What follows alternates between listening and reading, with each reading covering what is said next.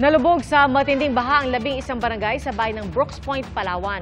Bunsod ng magdamag na ulan noong weekend. Ang sa kanilang MDR-RMO chief, umapaw ang ilang ilog at nabarahan ang ilang creek.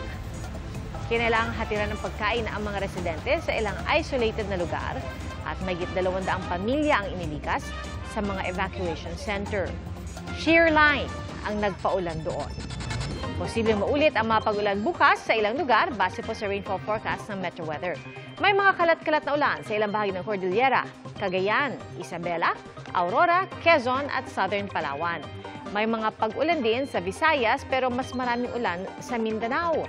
Malawakan po yan at posibleng may matitinding buhos na posibleng magdulot ng baha o landslide.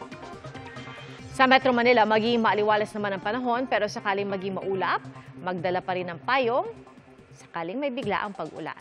Samantala dahil sa amihan, nagtaas ng gale warning ang Pag-asa sa Northern Luzon. Ibig po sabihin, mataas ang alon na posibleng umabot na hanggang 5 metro at delikado sa mga bangka o maliliit na sasakyang pandagat. Mga kapuso, maging una sa saksi.